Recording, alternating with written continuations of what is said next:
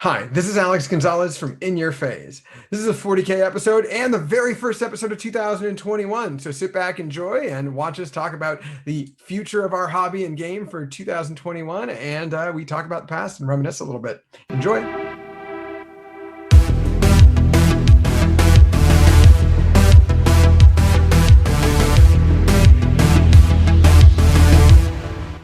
I see too much glare off my forehead. Let me adjust. Oh, no.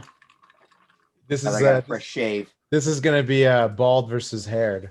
this podcast is bald. Okay, but John is bald. He's not bald, but he's bald not by bald. choice. He's Yeah. whatever. He's very short-haired by choice. Straight shaven. I don't know what the fuck term.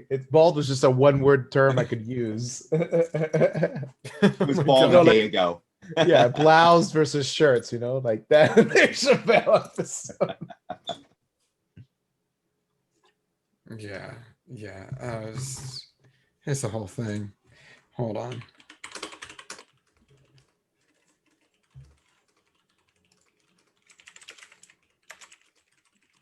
Okay. Yeah, I mean, Garrett's just got an amazing head of hair too, and he grows beards very well. And if I remember right, his older brother Logan still has a full, thick ass head of hair. How about your dad, Logan? Is he a thick-headed hair kind of guy? Logan's not. Just called him Logan. Oh, I'm sorry, Garrett. Sorry. Oh, I said Logan because I was thinking about him. Yeah. No, my family all has. My grandfather, I think, still has a lot of hair. Nice. So I I think with it's just starting to thin. it comes with the history of whiskey drinking, I think. Okay. But yeah, no, Are I you have kidding my me dad. right now? You're not gonna. Are you gonna get on your high horse there, Alex, and ignore the No. fact that Garrett Maroney has an Irish ancestry and thus drinks a lot of whiskey, and thus that's why they have lots of hair, because whiskey puts hair on your chest Horse and your what? head. No, of course not. I would never. I don't know what all I know is my dad used to drink a lot of Jaeger. Because he quit drinking when he was 27. So Okay. Wait, Now he builds old cars. Wait, sorry. You said this in a way that makes me think that he keeps drinking Jaeger now, but quit drinking when he's 27. yeah, no, but No, if all you drink is Jaeger, you might as well quit drinking. So that's Seriously, 100%. Oh my god. yeah, I think I'm down to, of my dad's family, my crazy uncle who owns a lot of bars is the only one who hasn't quit drinking. Remember when we went to a bar at Adepticon and it was like a place that I think you or Paul got really excited because there was something on there, or I think you maybe your uncle owned the bar. No, we were gonna go to the bar that your uncle owned, but we weren't able to get into Chicago proper, so we went into one of those, whatever that suburb of Chicago is, where Adepticon is. We went to a rocker bar kind of place, like a place that John Taffer will definitely show up at and be like, "Shut it down," bar rescue guy. But The anti-vegan place. yeah. Yeah, It wasn't anti-vegan. It was just one of those things where they had a laundry list of things in the very first page of the menu on the inside. One of them was like, "No, waffle fries are not coming back. Don't ask. No, we don't have ranch for your wings. Don't ask. No, there are no vegan options. Don't ask." And I was like, yeah, right. Yeah, it was like Okay, aggressive. It was like, they have some we are hardline not- opinions on waffle fries, vegan options, and ranch Yeah, dressing. right. Well, very, so does very Jeremy. But hard opinions. But yeah, Mhm. it was that. That's it's an interesting bar. I mean, they basically just play like metal and like hate vegans. Like, it's just the weirdest bar ever. it wasn't really metal. It was like new metal, man. It wasn't New metal. Well, New metal. There's a Wait, I'm divide. sorry. What's new metal versus metal for you? Give me New metal is like disturbed, stained. none of those are metal, but okay, let's keep going. Yeah, they're the NU. Oh, okay. METAL. Is that what That's new metal is? Not metal? That's Is that the what it genre. stands for? It's new metal. It's like not really metal. Yeah, no, it's It's not. not metal. It's not Mongolian throat metal. That's right. Hey, that's good stuff, Fucking- man. It is It good is stuff. not bad. That is Very right good up there stuff. with bagpipe metal. I haven't never heard of backpack. I kind of want to. Is that a thing? Can I check that out? Oh, okay. So I'm gonna put it out there. The bagpipers are a bunch of hot chicks. The snake charmer is one, and then there's some Irish chick. Yeah. Isn't that Ned Flanders metal band? Oh Killy Do Killy. Yeah. Ooh. Yeah, and they all have like they all wear the Flanders outfits. They all wear like the green crew necks with like the collar, the pink collar shirt underneath it, and they all have mustaches grown in like the handlebar mustache, like Ned Flanders. Yeah, That's awesome. Yeah, they look ridiculous, but I think metal band is one of those few instances where you can get away with like a really dumb theme. Yeah, you should. John should check out baby metal next time. I have checked out some baby metal. I've actually found some Indian street metal, which is actually really good stuff. Yes, I have seen that too. It's also very good. Especially with their metal. Yeah, some of their traditional like instruments make for really good metal instruments. Yes, they do. Okay, he's looking it up right now. I'm literally looking up. No way, that's a thing. Oh yeah, it's good. It's good. It's good. Yeah. Wow. You know what? I will look that up later because my speaker is just on. So the theme song of this entire episode is just going to be Alex playing Indian street metal. He's just going to edit over the entire episode in the background. Who knew that Metacopolis was actually like closer to reality than we knew? Right? Yeah. I don't know. My God. If we're going to play Indian street metal, I want some like puffy chalk to throw around. Tolly for you every day. I order you to Bollywood to destroy the hurricane. Yeah. Hey, all right. So the hurricane. I just listened to 10 seconds of Indian street metal.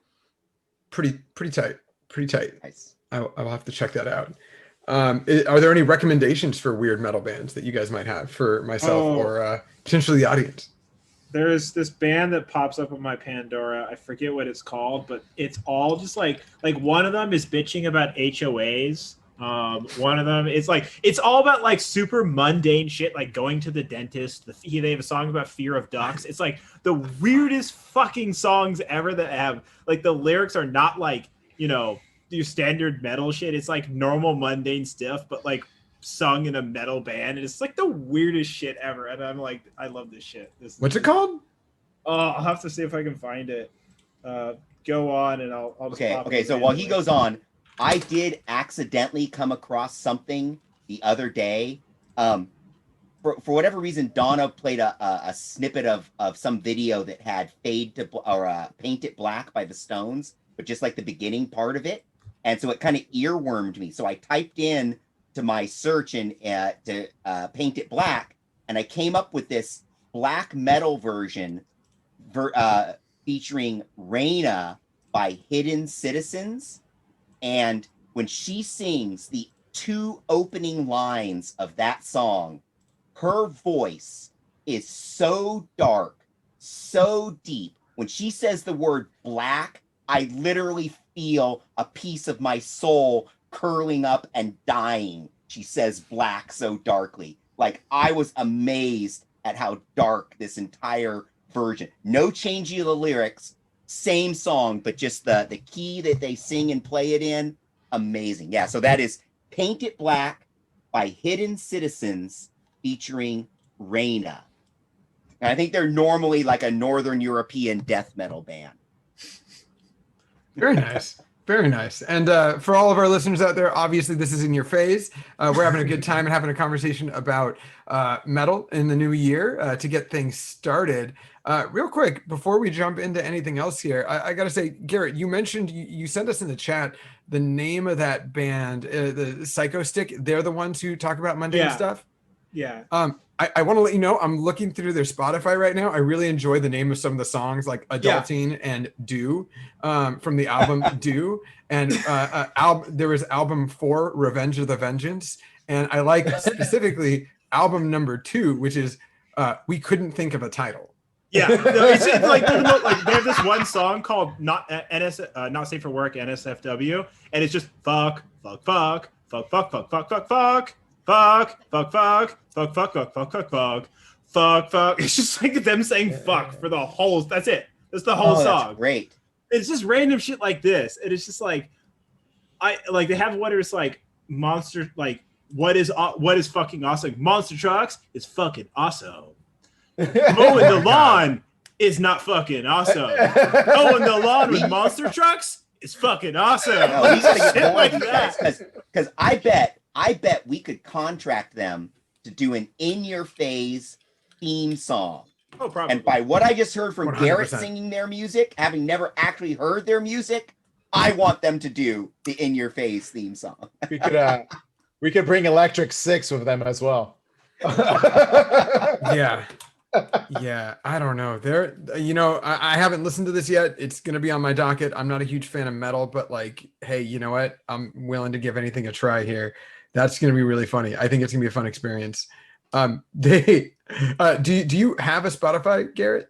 No, I just use Pandora and just listen to Damn. shit. Damn. Okay. There's this bot where you can link your Spotify account, and there's like an algorithm, and it starts judging your music tastes really hard. And it's honestly better than it's better than the algorithm bot for like actual like end of the year. Spotify will give you like a full detailed breakdown of like the genres you listen to, your top songs. It'll make you a playlist of your most like repeated songs and stuff. And it has this whole breakdown, but then there's one algorithm will do it too, but it'll also do it in like a really condescending way.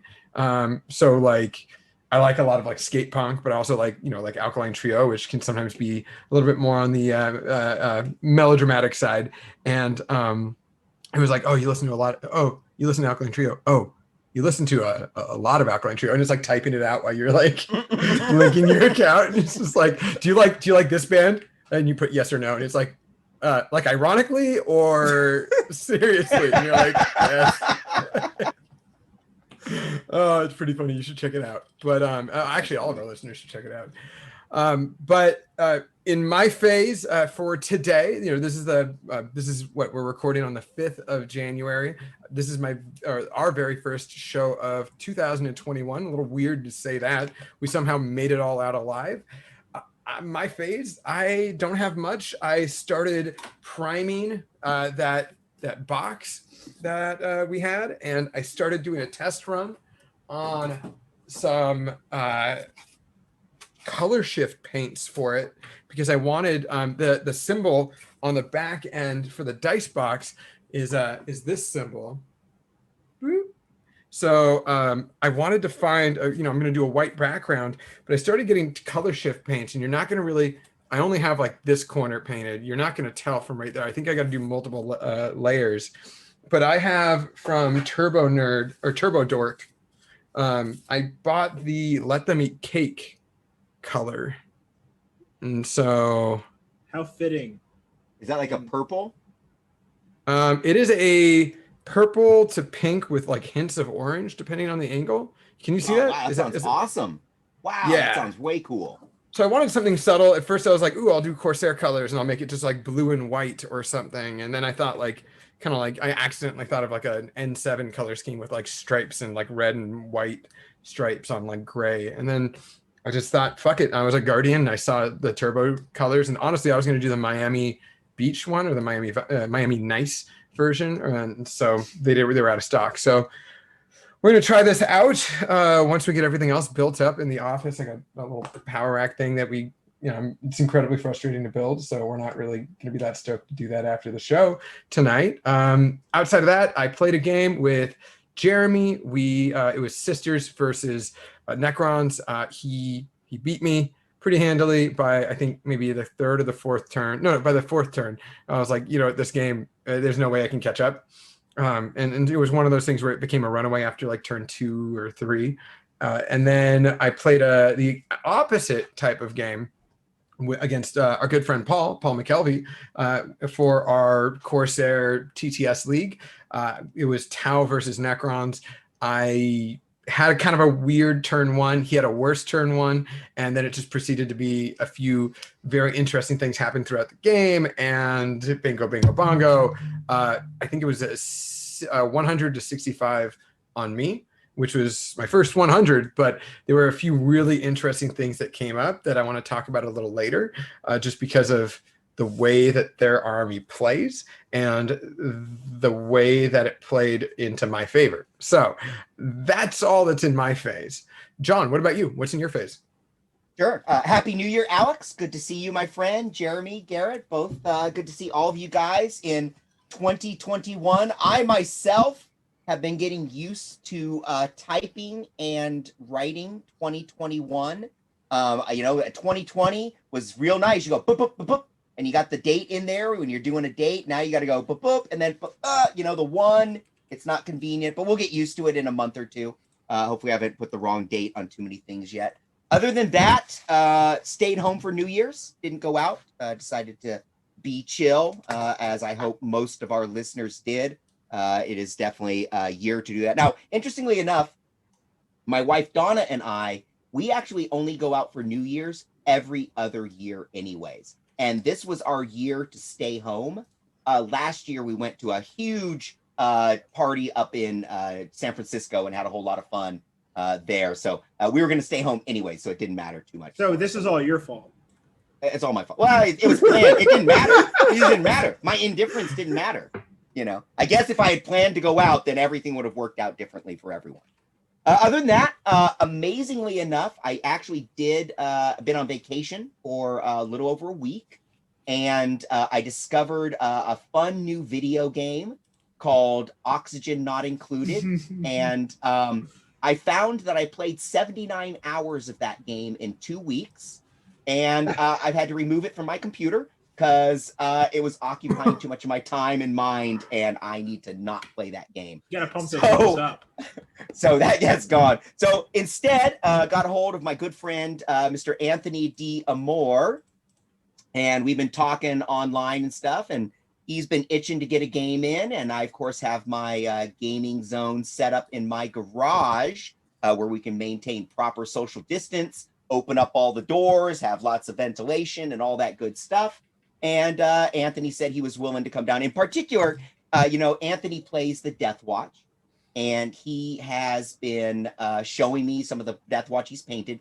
And last time I saw him, he actually got some of the bits from my Johnny Marines and added a Johnny Marine to his Death Watch. And for those that don't know, that haven't seen his stuff online, every single Marine in his army has a different shoulder pad. And he just finished building, I think it's 19 or 20 Primaris Outrider bikes, each of which has done to a different chapter. Because, of course, Death Watch are the only ones that can take large groups of bikes in them. And I was anxious to play against that. So I invited Anthony over. And as you can see, we set up my table there. Oh, see, I was messing around. And I've got my Johnny Marines that we took there. So I took my Johnny Marines out to play. And you see there is my characters. Now, for those that are listening, I'll try to describe what's going on. But for all of you out there, we do have a YouTube channel.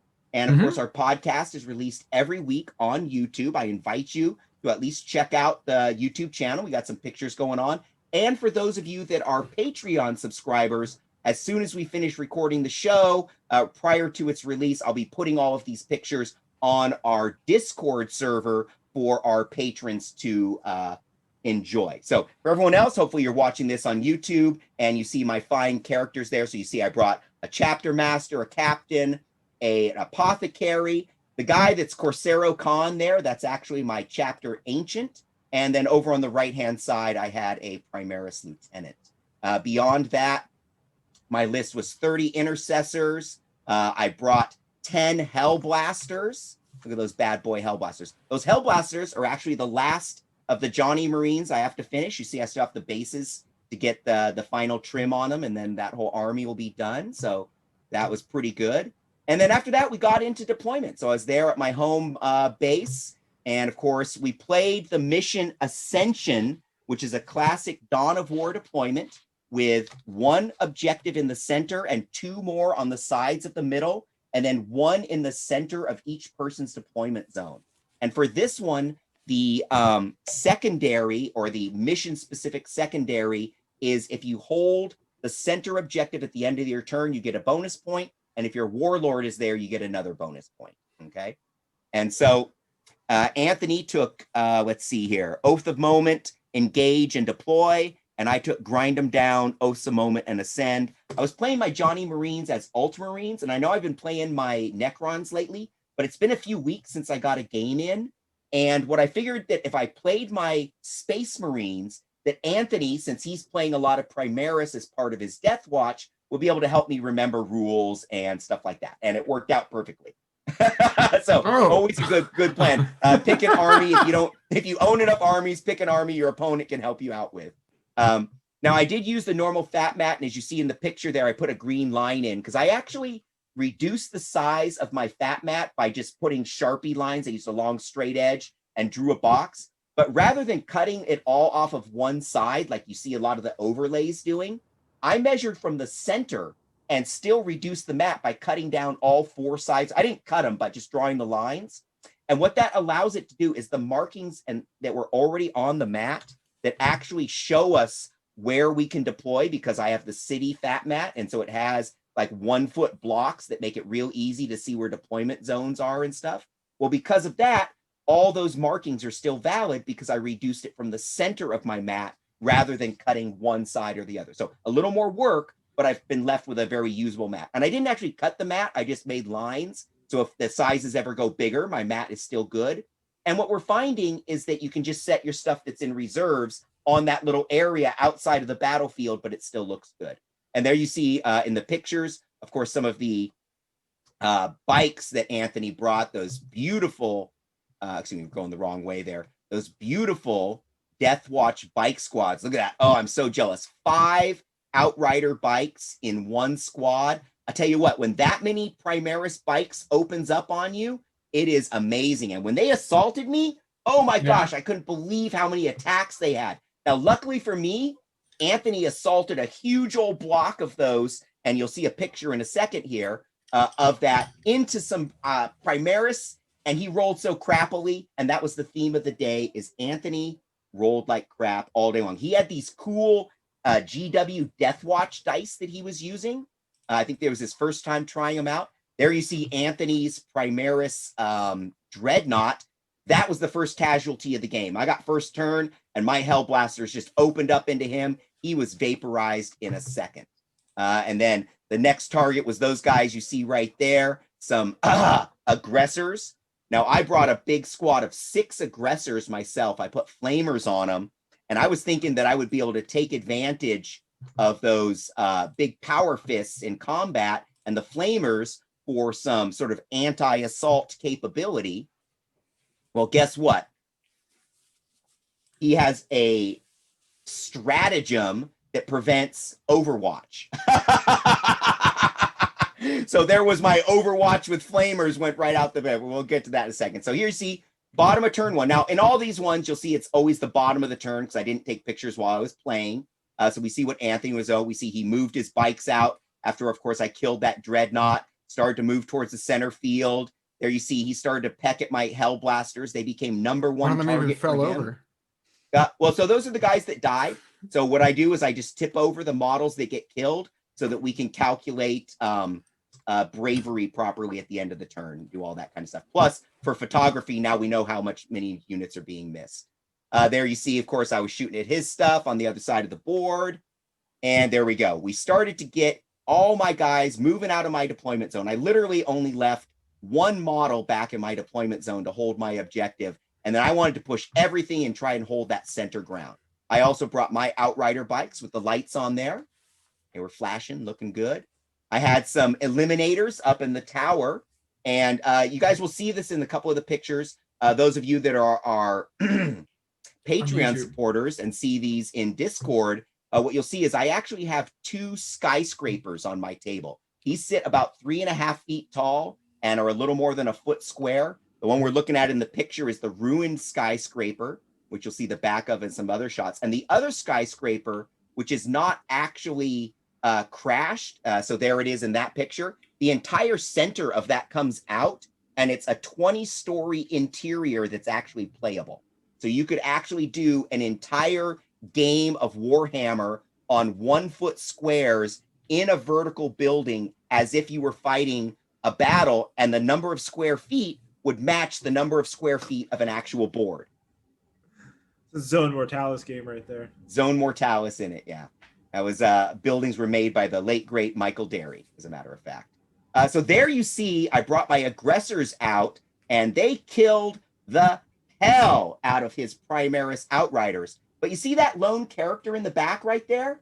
Yeah, that would happen to be a Death Watch watch captain with some kind of crazy spear thing, or glaive, I guess. And I thought I had this. I had 5 aggressors, right? 3 wounds each, T5, double power fists. And the only thing on that side of the board was this one captain to face them. Well, he pops the stratagem so I can't overwatch. I knew I was in trouble at that point because he didn't look worried. And yeah, there's some of the rest of my aggressors dying. How did they die? Oh, well, that's okay. He brought in his Inceptors, Plasma Inceptors, who overcharged, and the entire squad killed itself on overcharged plasma as it shot, but also successfully killed my my guys as well. So that was kind of funny. So anyways, killed off some of my bikes. And that damn watch captain, right? That damn watch captain. I think I'm going the wrong way with this. I don't know. I'm confused some days. Anyways, that damn watch captain, he charges into my aggressors and he kills every single one of them to a man on the assault. I could not believe it. Well, the same thing happened on the other side of the board. Anthony had some kind of crazy character going on. I don't even know what he was. He was some kind of captain, maybe another watchmaster. I guess they're all that for Death Watch. I'm not super familiar. He charged in, and I figured I had this. He killed an entire squad, an entire freaking squad of Primaris. What do you call them, guys? The troops. Intercessors. Oh, the intercessor. Sorry, thank you. There's too many Inceptor, Interceptor. I wanted to say Inceptor, Intercessor, Eliminator. Too many similar names. So, anyways, just think of a Christopher Nolan movie title. Yeah. Oh, right. You're right. And there's a picture, of course, of the backside of that structure. So, anyways, check it out if you're on our Patreon. Go to the Discord. Otherwise, you can enjoy this on the video on the YouTube. The end of the day, I only had 2 units left on the board, plus a couple characters. And Anthony had 2 units left on the board, and no characters, actually. So that was the story of the game. Final thing, after 5 full turns, a mighty scoring game of 39-39. It was a grinding, low scoring game. Very low scoring game. Slugfest. Yeah, we basically both played score denial. Like, hold on. Every time one of us would get on an objective, the other focused on getting them off that objective. By the 39-39, is that including your 10 points for having a painted army? Oh, okay, wait. Sorry. 49 to 49. Because if it was 39-39 with the 10 points, I'm like, damn. Yeah, seriously. No, okay. I always forget the 10 points for the painted. No. And we both did have fully painted armies. Mm-hmm. Both mine are just painted to what I would call a tabletop standard with the contrast paints, but Anthony's army is beautifully customized, beautifully painted, and as I mentioned, every single shoulder pauldron on every Marine in the army is from a different Space Marine chapter.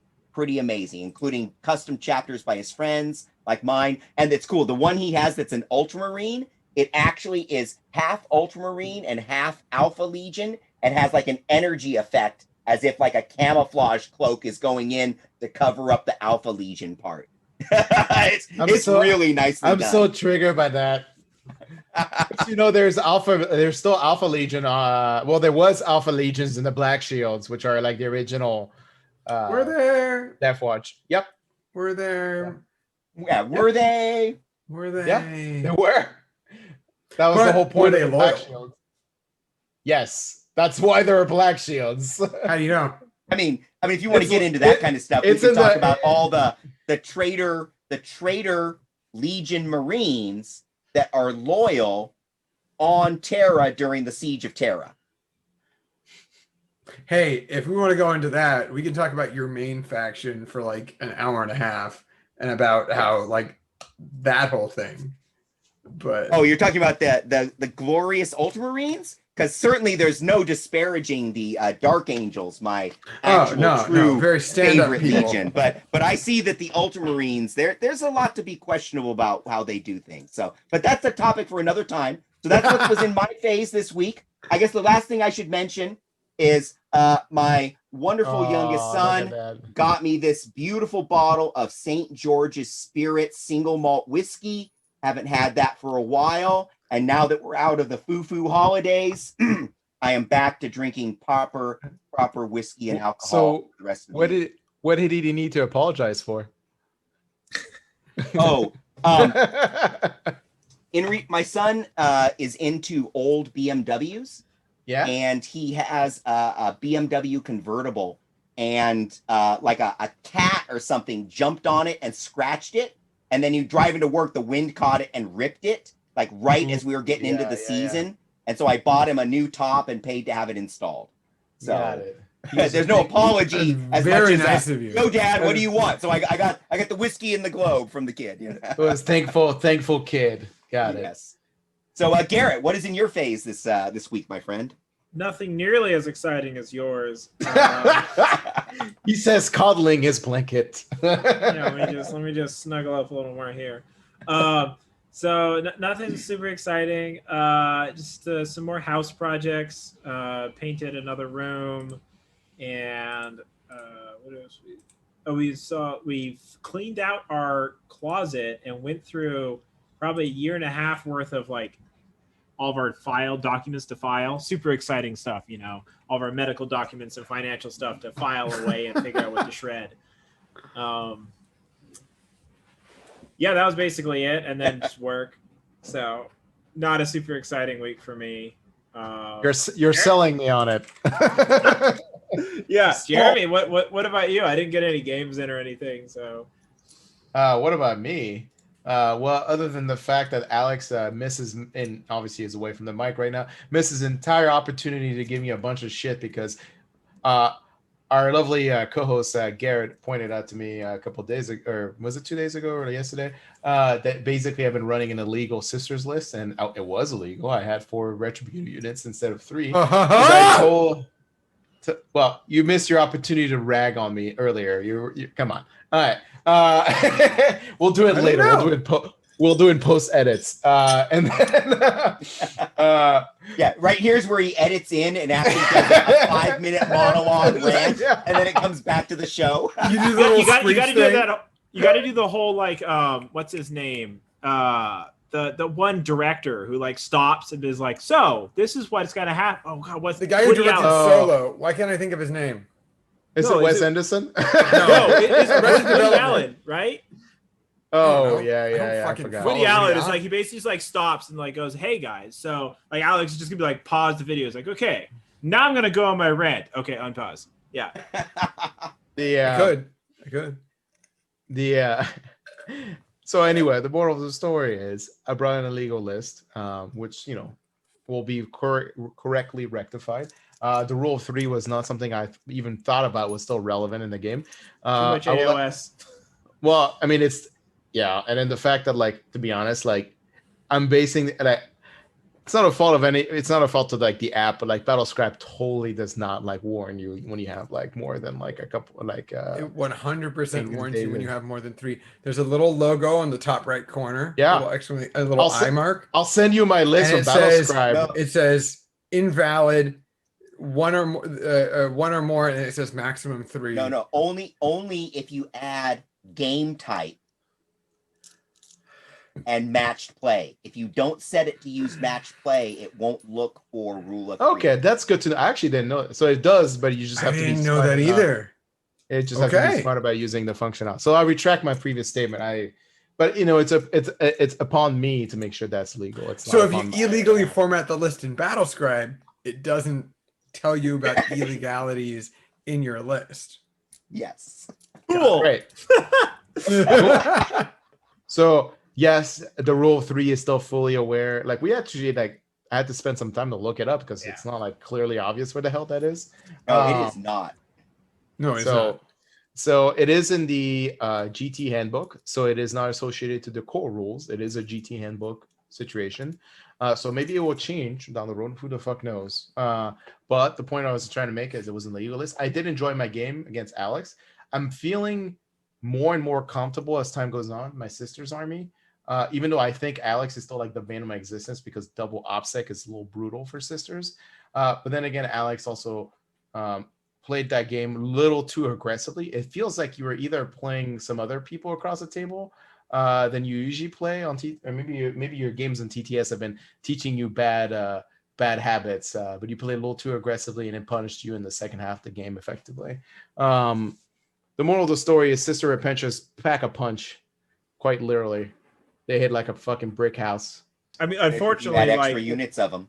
Like we're not saying anything new here. Everyone else was using Repentia, and Jeremy were like, "No, Zephyrim," and we're like, "Fine, Repentia are actually good, damn it." Well, I mean both, but definitely Repentia. Well, in our game, I sacrificed my penitent engines for the Repentance to give them a shot, and I was like, "Cool, they do this same thing as penitent engines." I was like, "But they hit things with multi-wounds harder." Sure, yeah, cool.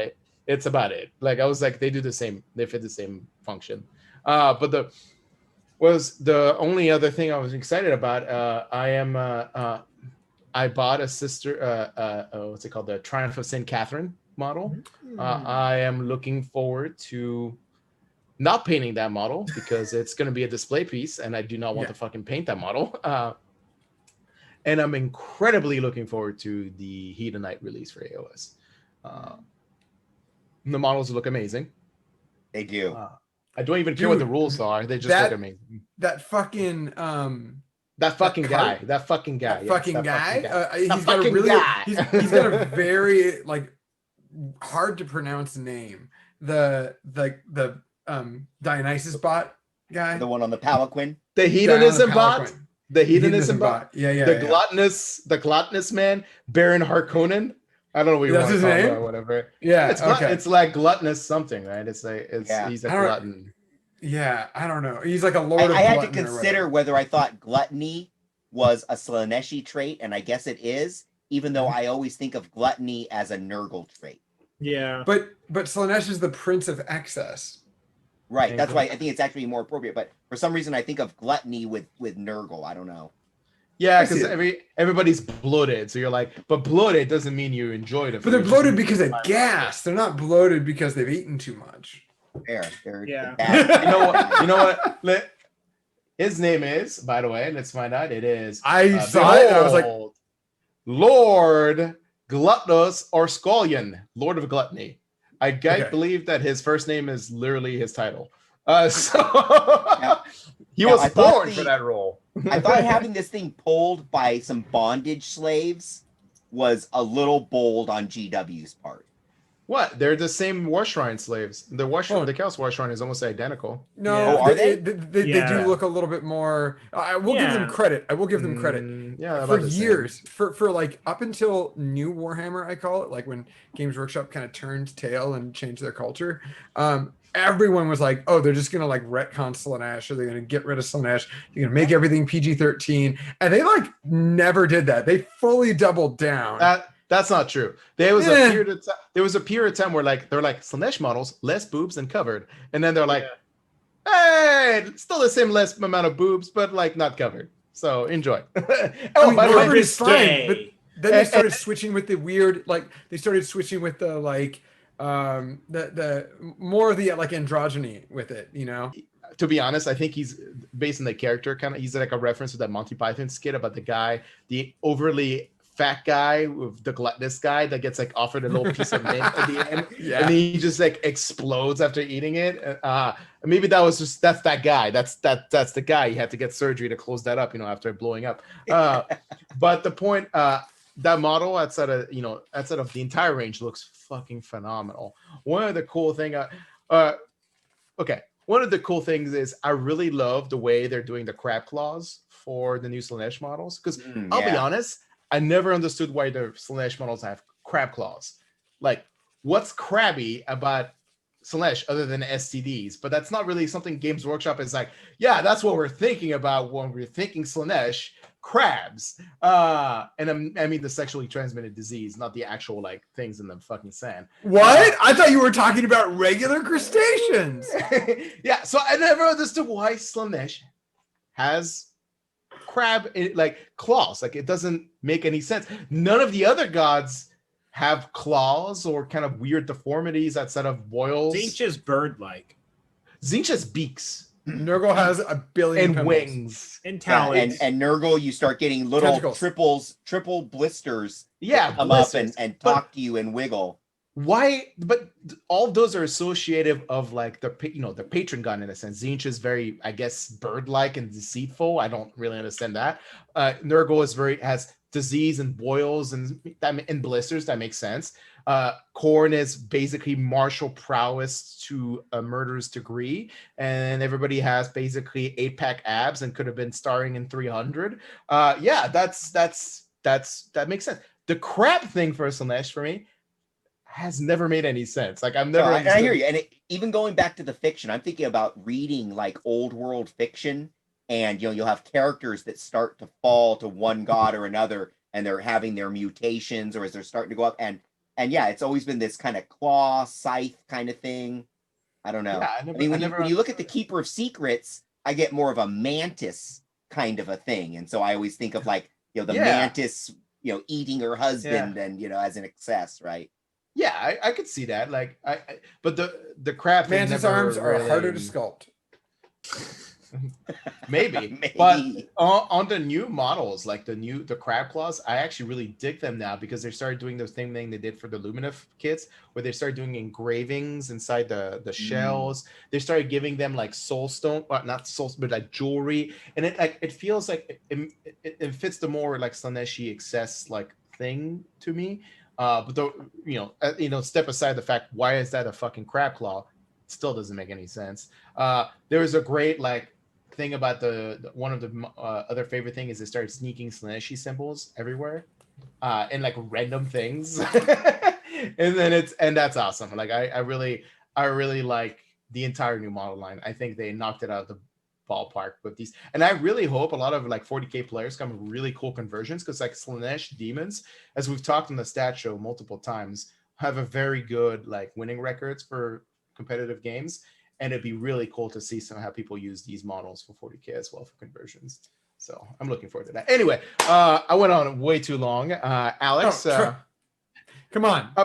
We had a whole battle report, man. Give it to me. Give it to me, baby. Give me the ribbing. Working on what you had just told me. You had told me in our game that we played a little bit more. Wait. No. I jump in, Alex. I got it. I know why Slaanesh has crab claws.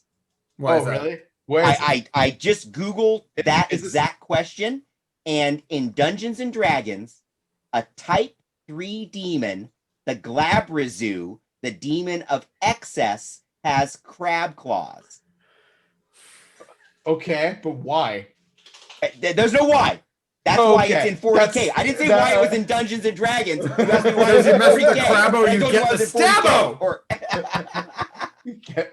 I don't understand why it has to do anything with excess. That's what I just don't get it. He's sorry. Excessively violent. Is it because like the Bible used to have something about crustaceans? Is that why? They didn't. The Bible just wasn't kosher. Right. The Bible used to say like it was an abomination. Crustaceans are an abomination of the sea, and you can't eat them. Yeah, that's a Bible thing. I mean, they were by the Red Sea with all its nasty crustaceans. Yeah, probably. I mean, I'm not saying like it was wrong or anything by their stretch of mind, but they probably had a bunch of people eating that shit raw and dying. But the point was, I'm sure they had the red tide in the Red Sea. That's a very good point. That's actually a really good point. That's a fantastic point. I never thought of that. Wow. Maybe. Wow. I don't know. Okay. No, I'm actually shocked. That is a really good. I will do some research after this episode. I am going to be like diving straight in. You think I'm lying, but actually Jeremy knows I'm not lying. I will. I know you will. Be like going. I'm waiting to get the info later on our Discord. I'm shocked. I'm shocked. That's actually a really good point. Wow. As Jeremy leaves the fucking set. Oh yeah, like actually left the set. Okay, cool. Well, I hope he has his earphones in so we can hear him talk. Or he can hear me talk shit. I was gonna say, Jeremy had mentioned when we had our game about the model. He was referring to his Lumineth models with the Aether Quartz armor that they have on them for 40K players, since this is a 40K episode. Games Workshop is up their game significantly on their models. They do way more subtle, like little crevasses and things like that for your painting contrast pleasure. And yeah, I didn't realize that well, if you look at Luminous models, they have these like Japanese style, like cloud, like almost like design like kanji aesthetic. almost, right? Yeah, exactly. And I always thought that was, we all thought that was freehand. I think but it's actually on the models itself, and it's just very well designed, made. I ended up I didn't realize, and ended up finding out from Jeremy that the new Palaquin guy, his marbling, the main crevices for the marbling is going to be crevices. So it's going to be a real easy way to like make that model look nice, because I know how to marble. It's not easy. It takes a lot of time, and it requires an airbrush, and it's really hard to do, especially in small spaces. So being able to do that and have these subtle, what Jeremy was referring to earlier was, for our audience, is that there are subtle Slaneshi symbols in the actual veins of the marbling itself, which is really fucking cool. Oh, that sounds cool. I like that marbling effect. That's Anthony, he actually painted all my terrain, or most of my terrain, and for my GW Imperial Ruins, he did them all in like a green malachite marble effect and color, as well as my Dark Angels and Imperial statues. Very cool as well. Yeah, pretty cool. Anyways, I really like that marbling effect, but yeah, again, I wouldn't take it on. I don't know how to do it. I'm sure I could be taught, but I personally don't know how to do it. But it looks like it takes some effort. I'll post a resource that I'll find the resource again, and I'll post it on the Discord, because if you have a airbrush and some additional resources that are slightly harder to find, because the United States is weird with our laws on certain products like baby wipes, that is something that I will show you, because I have somewhere in this closet, I have a box, and all it has is bits of a Seraptech Heavy Construct, because I own one of those guys, and I was going to paint it in all marbling before I figured out my new scheme. So basically I'm gonna have to reprime it and make it real edgy looking. But essentially you have to, the recommendation, the easiest way to do it outside of like a airbrush template, which would be kind of weird, especially on like a specific miniature, would be to take, you paint your model in pieces, right? And if you had like a statue, for example, that would be the easiest thing. I'm thinking like exactly the statue that you mentioned, or like Sisters of Battle statue. You cover it with, you take baby wipes, but you have to get a particular brand of baby wipes in the United States. In other countries, you just take like any baby wipe brand, because in the United States, there are certain standards on like the structure of the actual wipe itself. So basically, and so I did a lot of research on this when I tried to figure out the marbling technique, and it's not that the United States has like bad baby wipes or something. It's the exact opposite. They're actually like really thick and very sturdy, so they're hard to, when you tear them. Oh, you need it takes a lot more strength. Ones. Yeah. So you have to take like less strength style baby wipes, which are only like one or two brands in the United States are even available that way. Otherwise you have to ship them over. Got it. So parents, like with your kids, if you get a thumb poke through or you're changing that diaper, that's the one that goes in the hobby room. Yeah. So this is where it gets really weird, right? And this is not on the agenda. This is just, I got to say this, right? And this is even for our audience, especially anyone overseas, because we definitely have some overseas people, or at least non-United States people. What you're going to want to do is you want to take the baby wipes while they're still wet, take them out of the package, completely wash them, put them under the sink, wash them out till you no longer see suds, especially if you're going to add an airbrush or something, that's going to be a nightmare. Then after you know that it no longer has a high degree of soap or disinfectant or whatever on it anymore, then you let it out to dry. Once it's completely dried, because it no longer has the solution in it, it's not going to harden like plaster, and it'll be more like a shitty paper towel. Then you have to carefully on each end, like rub them and then pull them farther apart on both ends.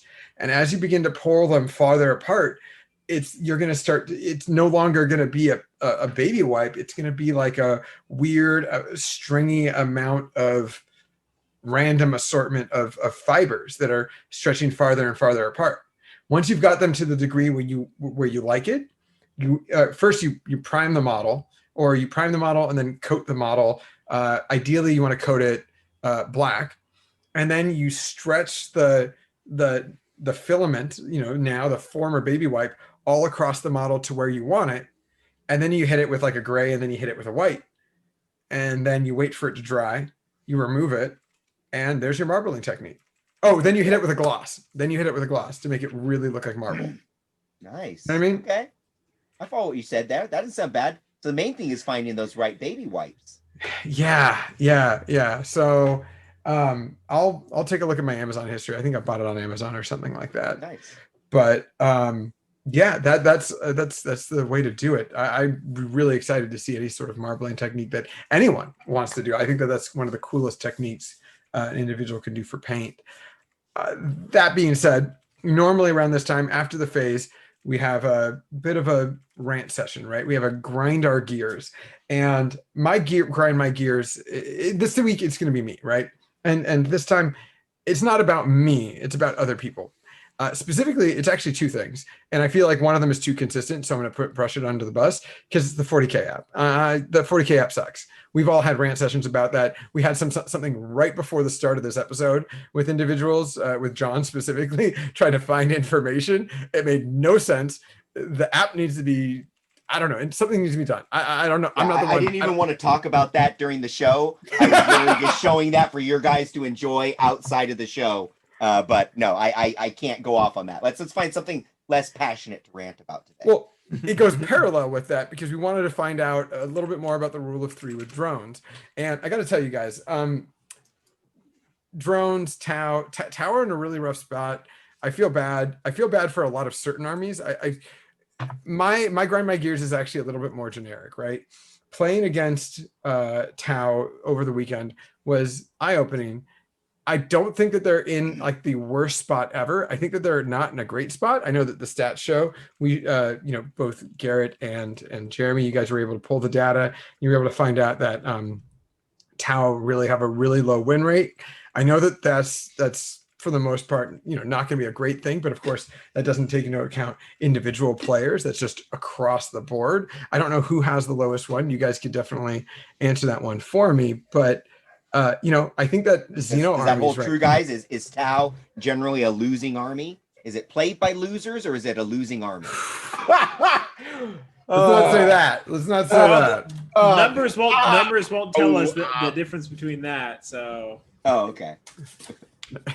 So really, like as a Xeno player, I've been on this side of the table before, right? Because Necrons consistently. Like I think every one or two editions, or every other edition almost, they end up being the army that gets updated first, which is fun in the moment. It's a flash in the pan, and then everyone else gets updated, and then they start sucking really bad. With Nurgle's Rot and with just kind of like the state of the meta right now, we're not in normally. With any like the first 4 updates that invalidate Necrons.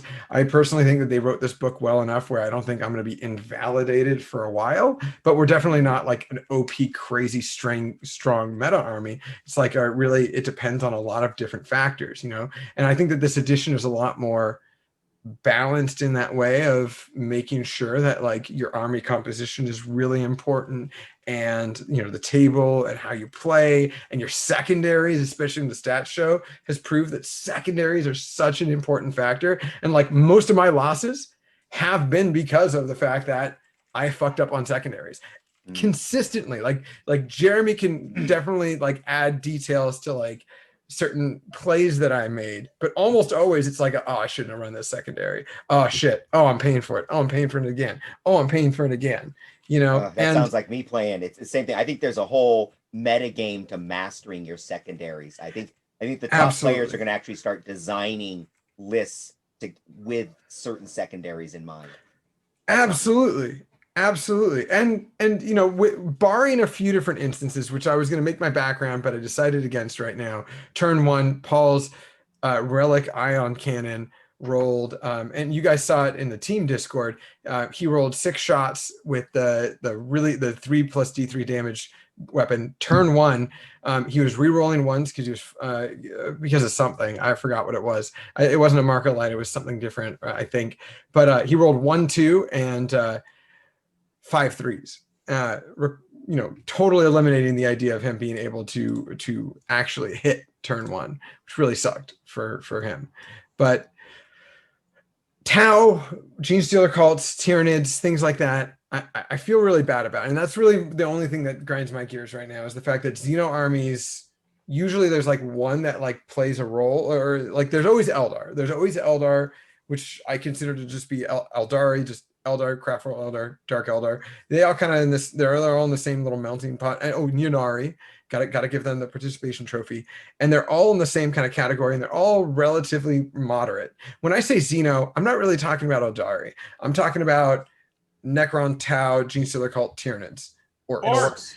Yes, exactly, Orcs. And so of course, Necrons right now, they have a codex, they're relevant, they're on the table. Gene Stealer Cult, like, I think just get laughed off the table. I think Tyranids have something strong with a bit of their psychic ability. But I want to mention with Gene Stealer cults, they went from top tier to vanished. There was a lot of people that just had quickly invested in building big Gene Stealer armies that are seeing a whole lot of nothing right now. That was a surprising one, actually. Yeah, well, they got screwed by an FAQ. Well, they did. But then also Space Marines. Well, they didn't just get screwed by an FAQ. They got screwed because the rules team was like, well, that is not at all what we intended this army to operate like. Please do not do that. Yeah, basically. Yeah, so well, that's really good. If we had thought of that, we wouldn't have done it. Yeah, right? Exactly. It was a byproduct of the rules team adjusting. Like, well, that is clearly not what we intended. So no. But anyway. So just like, I don't know. I was just thinking about it the other day, and it is kind of bugging me, the fact that like a lot of people I know who play Xeno armies, specifically, Gene Stealer Court Orcs and Necrons and Tau, like or not Necrons and Tau, Tyranids and Tau, they're all just like, we don't know what to do. We don't know what to do. And I can't think of a single, like at the start of 9th, Orcs were okay. But I think to echo your sentiment a little bit, I think what changed is because, remember there's a story to be told about the 40K universe. And it's the grim darkness, and supposedly mankind is the one that's like, the Imperium is falling apart, it's on set, it's just like always in like the it's always like 10 minutes from midnight, or like 10 seconds from midnight, effectively, like it's about to just like completely get wiped out and so forth. 3 minutes to midnight. 3, thank you, 3, whatever's the nuclear clock doomsday thing they use. Anyway, I'm not talking about the song, I was just talking about the doomsday clock.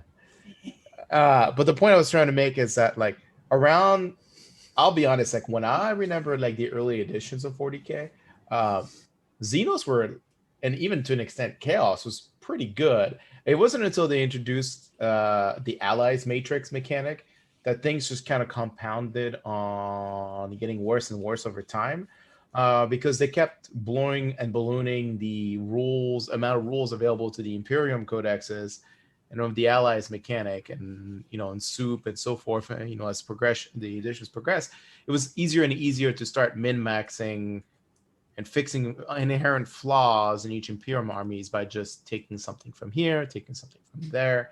And like, yes, from a competitive perspective, if you have the largest toolbox available to you, you're going to probably win more than lose, because you have a wider margin of, effectively, depending on the matchups you have a wide, it's not even a power level statement. It's just literally, if you have more tools, you're going to win more often, no matter what the matchups are. It's just you'll be able to create the list that better matches your ideas, playing style, strategy, your local meta, all of those things. And that goes, but that also goes into like, how many core units do Space Marines have? But it's not. But you're focusing on like the single. You're still focusing on the single codex issue here.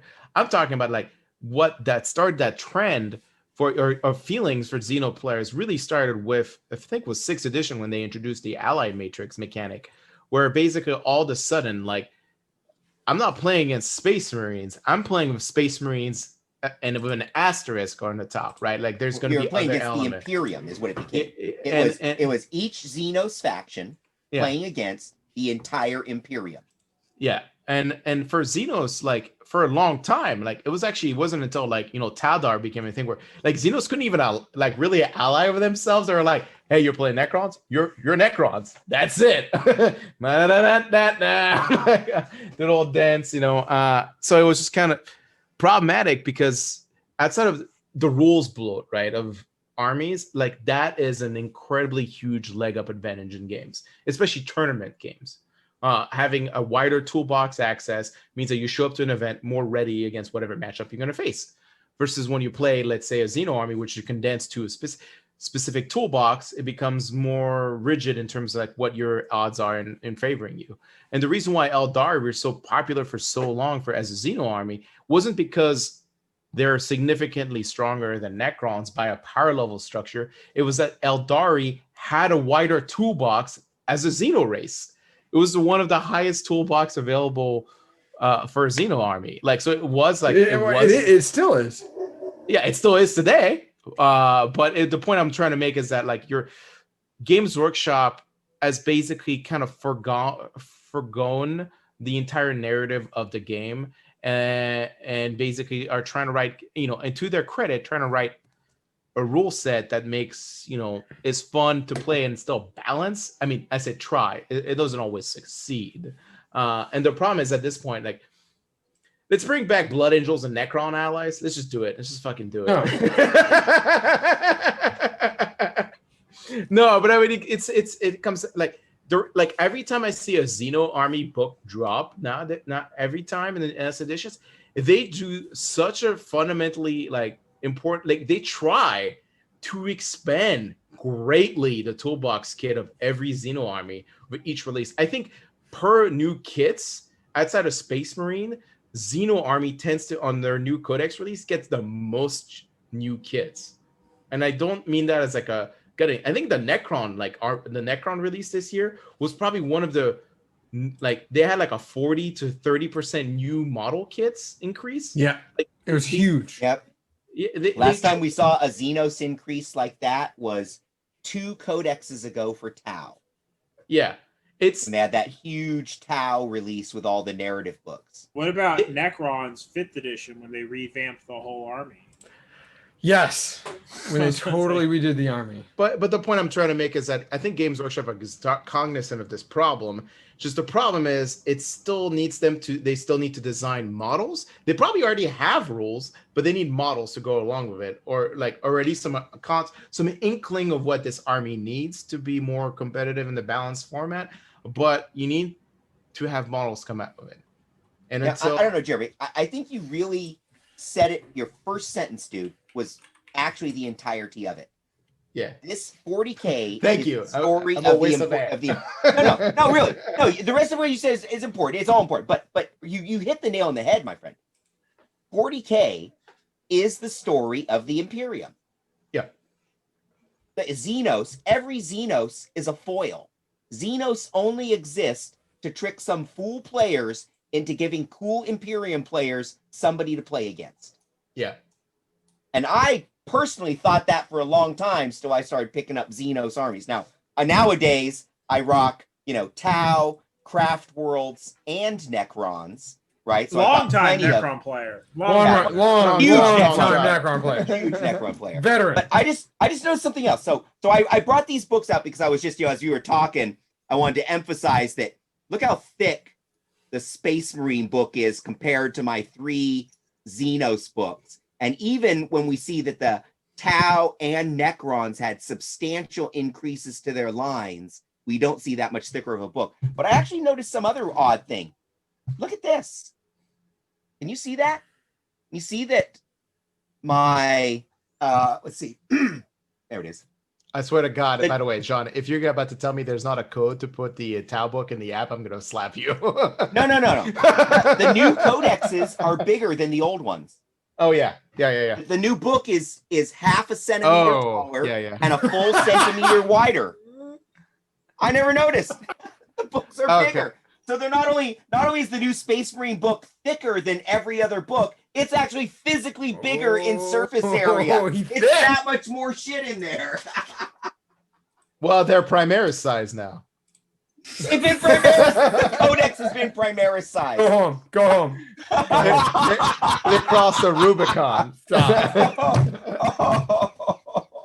No, I mean, but you know, to answer, it's a good. It's not even a grind my gears segment. That's like a legitimate complaint to, like, you know, obviously we complain a lot, but I mean, like, that's a legitimate concern. And it's a legitimate concern that the rules team has addressed over every new release of a Xeno Codex. Problem is, it's a huge catch up, right? Like, you have some fundamental. It's hard to say like Necrons will ever catch up to the rest of the Imperium in terms of toolbox, because that's what you're comparing yourself against. It's like I'm playing Necrons against the Imperium. It's not like I'm playing Necrons against Sisters, right? In terms of tool, but it's options. Not really Imperium anymore. Like, Sisters of Battle is really now its own faction, standing fairly alone, and that's not a lot of different units to choose from. I mean, if we get right down to it, Space Marines with their 6, 7 supplements. Now that Space Wolves, Blood Angels, and Dark Angels are supplements, 8 supplements in total is a massive package, right? So Space Marines are just massive.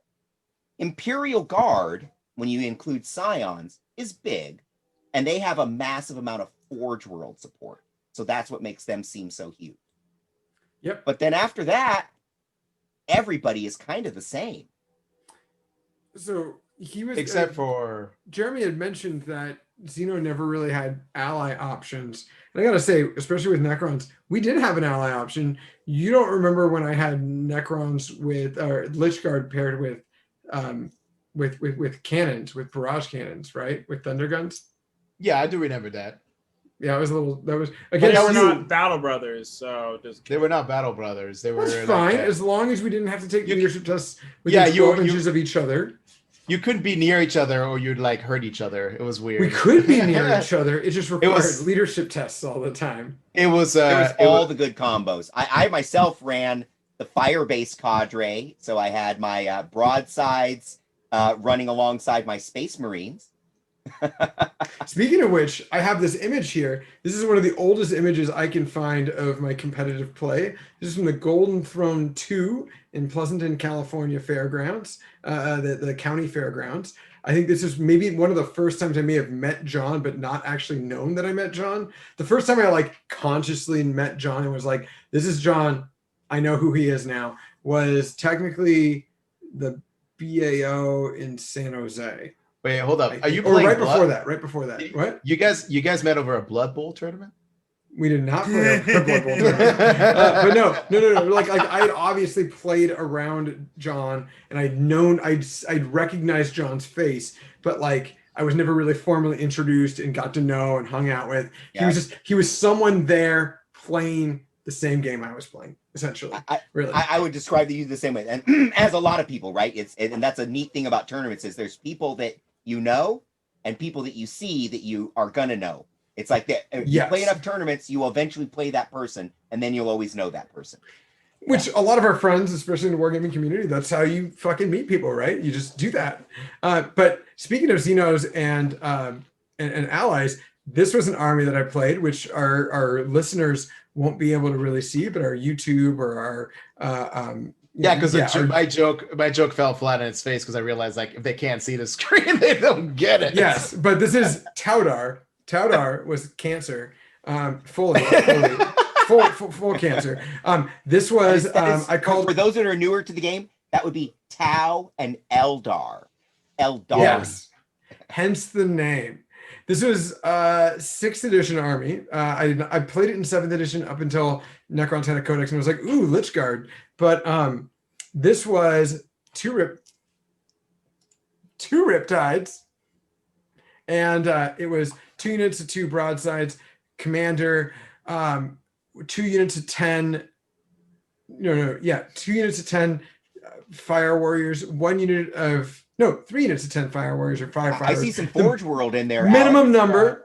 Yeah, Exactly. you We got- had a 3-man crisis suit unit with double fusion on everyone. We had 2 units of 2 Tetras. We had an Aegis defense line with a intercepting autocannon, Icarus autocannon. Everybody right had those at that time. Everyone had those in Ubiquitous. 6. Exactly. And then we had 2 units of 8 Pathfinders. We had Rando shield drones. We then had for Are those some jet Taunar. bikes? Yes, we had 2 units of 3, or 3 units of 3 jet bikes and a Farseer.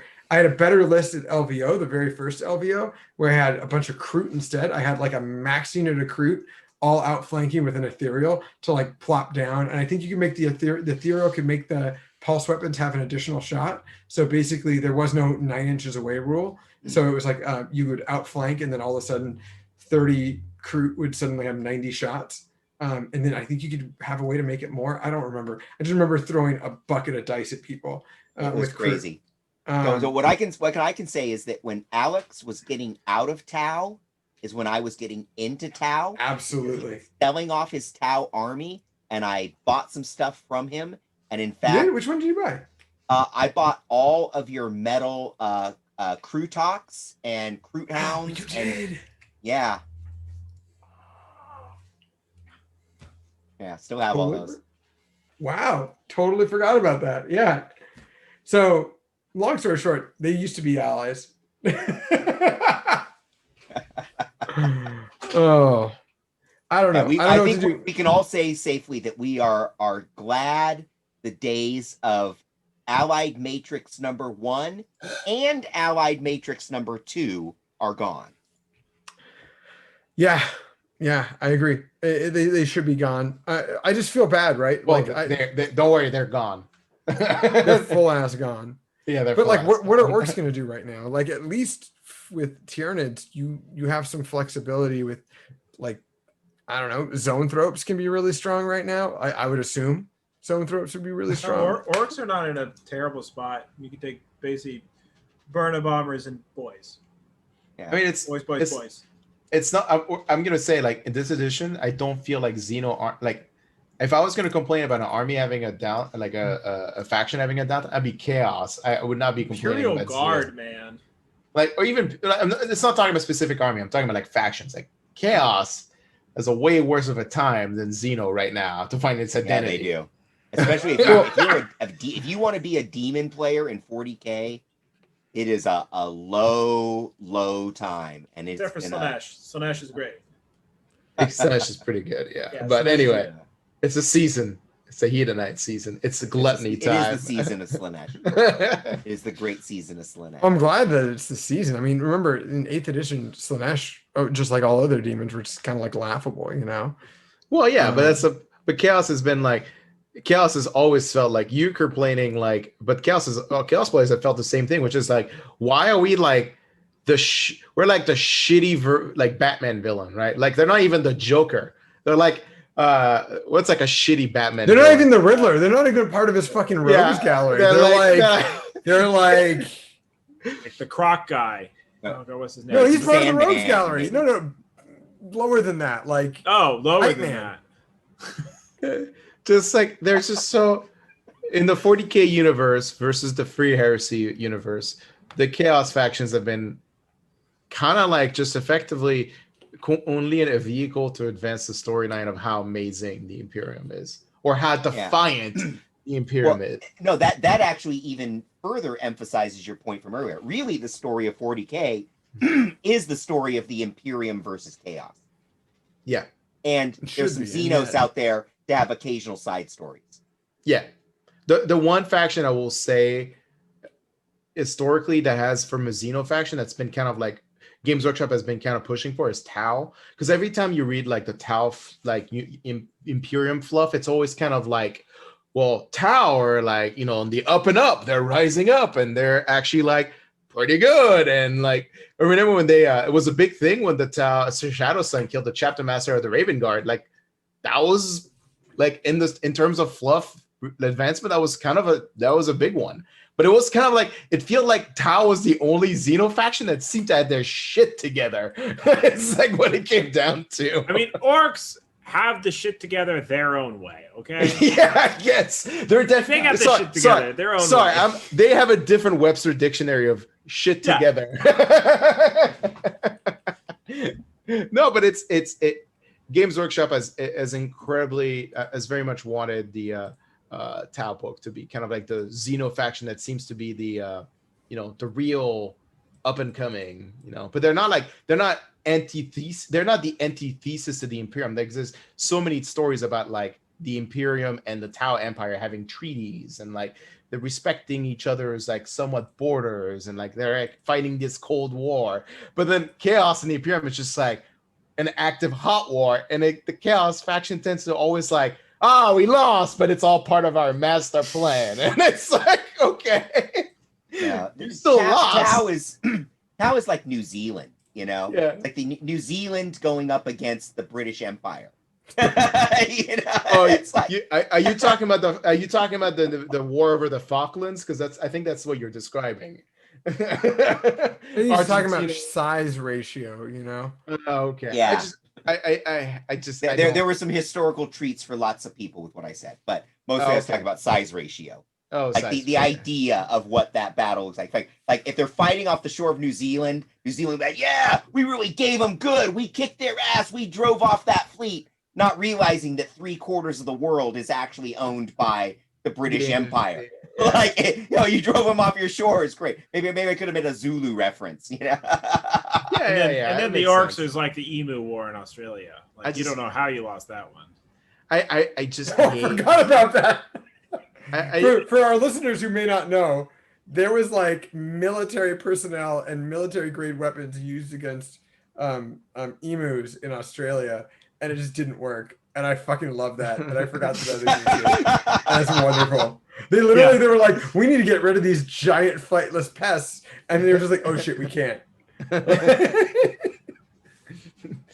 Well, I guess dinosaurs' children, future generations decided to give it the old 1-2 to mankind, I guess. And won. So yeah, won. Emus. Yeah, my dad actually lives on a ranch up in the hills by Murphy's, and the guy that owns the ranch, has an emu that lives. It just roams wild on this thing. So this thing will like come up to you and like it's nice, it's friendly, but it's a little scary to have this emu like just come interact with you. Of course you have an emu story. Of fucking course you do. Just can't fucking free yourself. It's just like the most. Just one day we're just gonna like pick the most mundane shit we can possibly say out of a hat, and then look at John. It's not gonna be mundane. It's got to be just like completely out of here, like complete out of this world stuff. It's like, oh yeah, this thing has happened. John's just like, well, now that you mention it, Well, anyways, my advice is don't move quickly around the emus. Don't move quickly around the emu, and I think they're like T-Rex. They can sense motion. They're not as scary as an ostrich.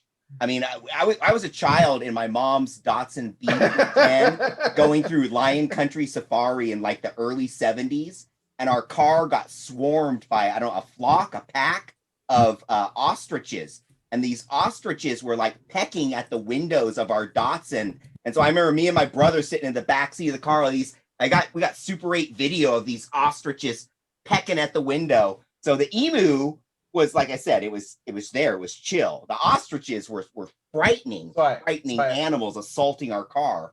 For our younger audience, Super 8 is not an application where you can send videos and submit it on the cloud. It's literal film. Literal film. Analog. It's very analog. Yeah, Dad had the little camera. And we'd take it home. He'd get the film developed. And then he'd bring it to, and then we would sit there and we would have to splice the home movies together on our little home editing system. And that is Alex, where I first started learning how to do video and media editing, was with my dad with these analog Super 8 shit and reel to reels, putting it all together. And he would build like a little like movie showcase and then invite family and friends over and put up the projector screen. And he would show, he had a copy of Snow White, and then he would show like some family movies and then a couple other random like comedy things he had. And that was kind of a thing. Movie night. Wow. Projectors.